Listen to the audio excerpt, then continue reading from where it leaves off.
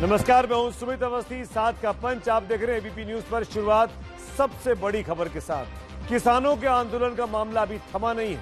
आज किसानों ने भूख हड़ताल करके, दिन भर उपवास करके सरकार पर एक नया दबाव बनाने की कोशिश की। सरकार में भी सुबह से काफी हलचल देखने को मिली। दोनों पक्षों के बीच गतिरोध कायम है। सरकार में मीटिंगों का दौर हुआ और लगा कि सरकार भी बातचीत को लेकर कुछ नरम रुख अपना सकती है। इस बीच कृषि मंत्री नरेंद्र सिंह तोमर ने कहा है कि यूपी, बिहार, हरियाणा समेत कई राज्यों के 10 किसान संगठन कानून को सही बताते हैं, लेकिन विपक्ष किसानों में भ्रम फैला रहा है।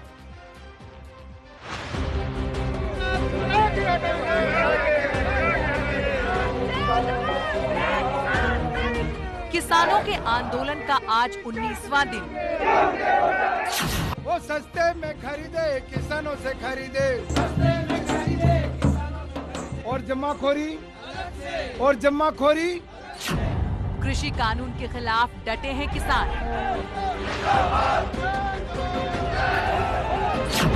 अपनी मांगों को लेकर किसानों ने की आज भूख हड़ताल। किसान संगठनों और केंद्र सरकार की 6 दौर की बातचीत होने के बाद भी किसानों का आंदोलन थमने की जगह बढ़ता ही जा रहा है। केंद्र सरकार पर कृषि कानून वापस लेने का दबाव बनाने के लिए आज दिल्ली के बॉर्डर पर डटे किसानों ने आज एक दिन की भूख हड़ताल की। अन्नदाताओं की समस्याएं सुलझाने के लिए केंद्र सरकार भी लगातार एक्शन में है। आज किसानों की भूख हड़ताल के बीच कृषि मंत्री नरेंद्र सिंह तोमर ने गृह मंत्री अमित शाह के साथ बैठक की। भूख हड़ताल कर रहे अन्नदाताओं को रक्षा मंत्री राजनाथ सिंह ने भी आज भरोसा दिलाया कि केंद्र सरकार का कोई भी फैसला किसान के खिलाफ नहीं है और किसानों की सारी आशंकाएं दूर करने के लिए सरकार तैयार है। We are, however, always willing to listen to our farmer brothers, allay their misgivings, provide them with assurances we can provide. Our government is always open to discussion and dialogue. एक तरफ केंद्र सरकार किसानों को मनाने की पुरजोर कोशिश कर रही है, दूसरी ओर किसानों के आंदोलन की तपिश में कई पार्टियां सियासी रोटियां सेकने में लगी हैं। किसानों के समर्थन में आज आम आदमी पार्टी के नेता भी दल बल के साथ भूख हड़ताल पर बैठ गए।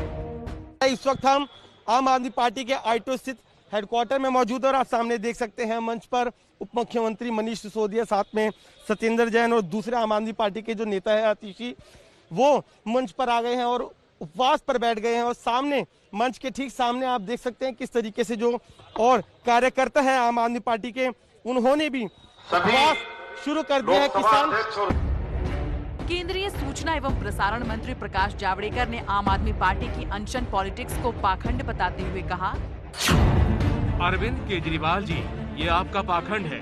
आपने पंजाब विधानसभा चुनाव में वादा किया था कि जीतने पर एपीएमसी कानून में संशोधन किया जाएगा। नवंबर 2020 में आपने दिल्ली में कृषि कानूनों को अधिसूचित भी किया और आज उपवास का ढोंग कर रहे हो। ये कुछ और नहीं बल्कि पाखंड है। प्रकाश जावड़ेकर के हमले के जवाब में दिल्ली के डिप्टी सीएम मनीष सिसोदिया ने नाथूराम गोडसे का हवाला देकर बीजेपी पर पलटवार किया। एक्चुअली ये प्रकाश जावड़ेकर जी की प्रॉब्लम नहीं है। प्रकाश जावड़ेकर जी जिस पार्टी से आते हैं वहाँ गॉडसे की समझ है उनको गांधी के हथियारों की, गांधी के टूल्स की उनको बिल्कुल समझ हो भी नहीं सकती है, इसलिए उनसे उम्मीद भी नहीं की जा सकती है। सिर्फ बीजेपी ही नहीं बल्कि पंजाब के सीएम अमरिंदर सिंह ने भी आम आदमी पार्टी के अनशन को नाटक बताया है। किसान आंदोलन की आड़ में कई पार्टियां केंद्र सरकार के खिलाफ मोर्चाबंदी करने में जुटी हैं। कभी बीजेपी के साथ रहे अकाली दल ने आज अपनी पार्टी के 100 साल पूरे होने के मौके पर भी केंद्र सरकार पर जमकर हमला बोला। ਮੈਨੂੰ लगता है कि दिल्ली च बैठे ਜਿਹੜੇ ਹੁਕਮਰਾਨ है उन्होंने थल्ले फीडबैक नहीं पता, सही फीडबैक दसन कि देश के किसान की आवाज की है। जो सही फीडबैक देख लें, मैं तुहानू अज दसा जे सरदार प्रकाश सिंह जी बादल मोदी साहब की जगह ते प्रधानमंत्री होंदे, उन्होंने पहली गल तो कानून नहीं बनाने सी, नहीं तो वो जो भी फैसला करते हैं जनता नू देख के फैसला करते हैं। सिर्फ दिल्ली पंजाब ही नहीं बल्कि देश के कई राज्यों में राजनीतिक पार्टियों ने किसानों के समर्थन के नाम पर केंद्र सरकार के खिलाफ हल्ला बोल दिया है। आज लखनऊ में किसानों के समर्थन में प्रदर्शन कर रहे अखिलेश यादव की पार्टी के कार्यकर्ताओं की पुलिस से जमकर भिड़ंत हुई।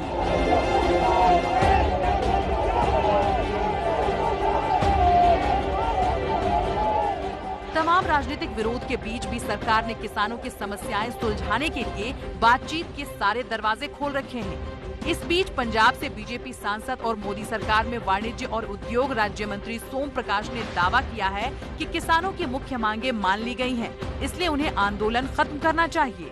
जो भी मांग उन्होंने कही सारी की सारी हमने मानी, उनको प्रपोज किया। उसके बाद तो एजिटेशन को आगे ले जाने का कोई मतलब नहीं बनता था। सरकार किसानों से आंदोलन खत्म करने की बात कर रही है, लेकिन अपनी मांगों पर अड़े किसान नेताओं का कहना है कि कानून बनाने वालों को किसानों की समस्या का अंदाजा नहीं है। दिल्ली में बैठ के, कमरों में बैठ के और गन्ने का फोटो देख के और गन्ने की गेहूं की लंबाई नापे के लगा, अच्छा गेहूं बड़ा होगा, गन्ने को छोटा कर दो। दिल्ली के बॉर्डर पर डेरा डाले किसानों को देश भर के किसानों का समर्थन मिल रहा है।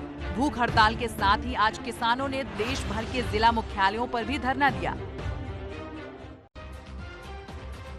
आगे बढ़ते बात करते हैं जम्मू कश्मीर की। जम्मू कश्मीर में आतंक पर ताबड़तोड़ वार चल रहा है। कल पुंछ में सुरक्षा बलों ने 2 आतंकियों को ढेर कर दिया था और एक को जिंदा पकड़ लिया था। इस आतंकी के पास से ऐसे सबूत मिले हैं जिनसे पाकिस्तान की आतंक की साजिश बेनकाब हो रही है। आतंकियों के ठिकाने से बहुत बड़ी तादाद में हथियार भी बरामद किए गए।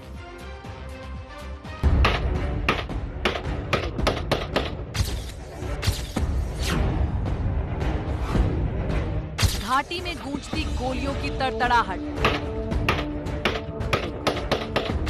मेज पर रखे मौत के सामानों की ये नुमाइश। ये वो तस्वीरें हैं जिन्हें देखकर आतंकी और पाकिस्तान में बैठे उनके आका अपनी छाती पीट रहे होंगे। आतंक का ये सामान उन पाकिस्तानी आतंकियों से बरामद हुआ है जो जम्मू कश्मीर में जिला विकास परिषद के चुनावों में बारूद की गंध घोलने आए थे। आतंकी अपनी साजिश को अंजाम देते उससे पहले ही दहशतगर्द सुरक्षा बलों की गोलियों का शिकार हो गए। ये तस्वीरें उस वक्त की हैं जब पुंछ की इसी जगह पर छिपे आतंकियों को ढेर करने के लिए सुरक्षा बलों की बंदूकें आग उगल रही थी। सुरक्षा बलों ने आतंकियों को सरेंडर करने का मौका भी दिया, लेकिन आतंक की धुन में रमे दहशतगर्दों ने सुरक्षा बलों की बात मानने से इनकार कर दिया, जिसके बाद सुरक्षा बलों ने 2 पाकिस्तानी आतंकियों को मौत के घाट उतार दिया। सुरक्षा बलों ने 2 आतंकियों को उनके अंजाम तक पहुंचा दिया। साथ ही मारे गए आतंकियों का एक और साथी सही सलामत सुरक्षा बलों के हत्थे चढ़ गया। आतंकियों के ठिकाने से बड़ी तादाद में हथियार भी बरामद हुए हैं।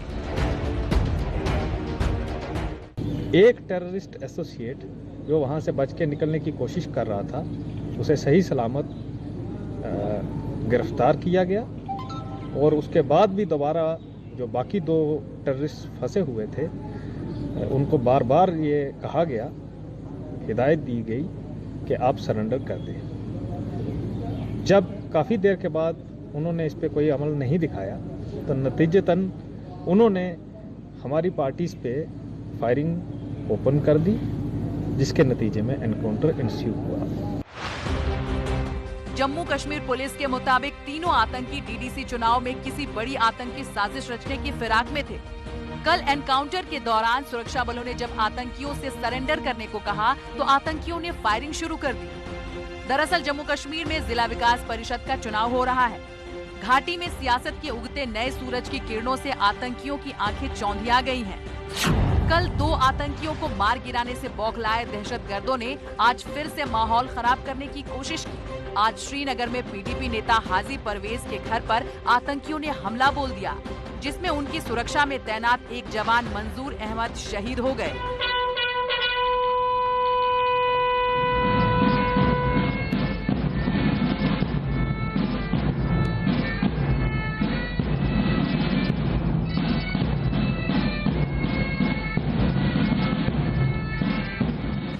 शहीद मंजूर अहमद को आज अंतिम विदाई दी गई और उनकी मौत के गुनहगारों की तलाश के लिए सुरक्षा बलों ने सर्च ऑपरेशन भी चला दिया है। फिलहाल पुंछ से जिंदा पकड़े गए आतंकी से पूछताछ कर पाकिस्तान की और कई साजिशों का पता लगाने की कोशिश की जा रही है।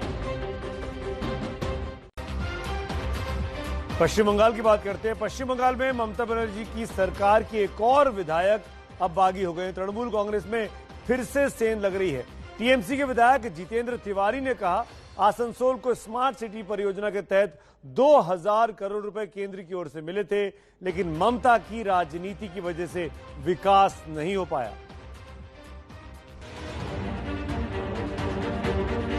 बंगाल के चुनाव से पहले बढ़ रही ममता बनर्जी की टेंशन। टीएमसी में एक बार फिर से गूंजे बगावत के सुर। टीएमसी के एक और विधायक ने उठाए पार्टी के नेतृत्व पर सवाल।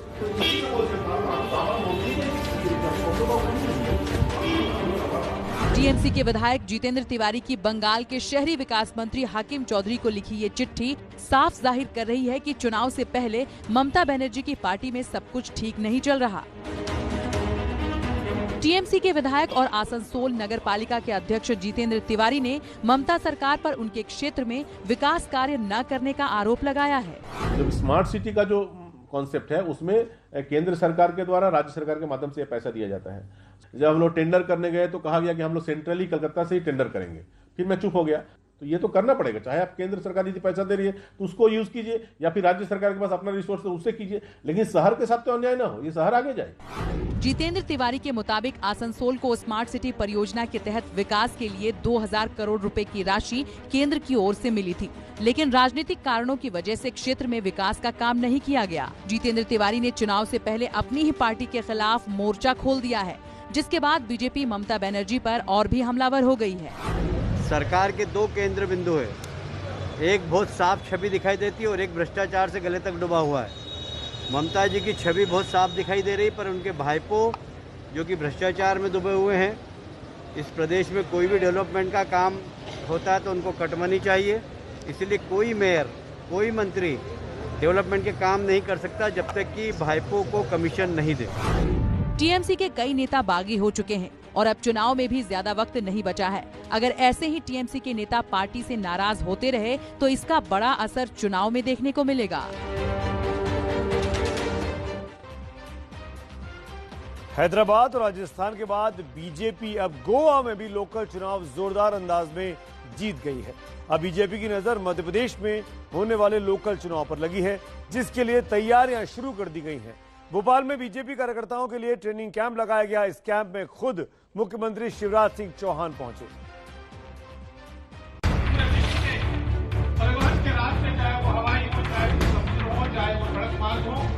कार्यकर्ताओं के बीच बैठकर मंच पर दिए जा रहे भाषण को पेन से नोट कर रहे ये शख्स कोई और नहीं बल्कि मध्य प्रदेश के सीएम शिवराज सिंह चौहान हैं।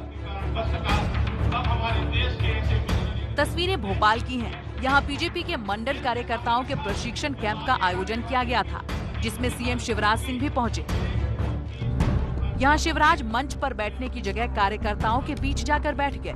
सिर्फ इतना ही नहीं, शिवराज सिंह चौहान मंच पर दिए जा रहे भाषणों को एक मेहनती कार्यकर्ता की तरह डायरी पर नोट करते भी दिखे। इस कार्यक्रम में आधा घंटा रुकने के बाद शिवराज सिंह ने प्रशिक्षण शिविर में आने की वजह बताई।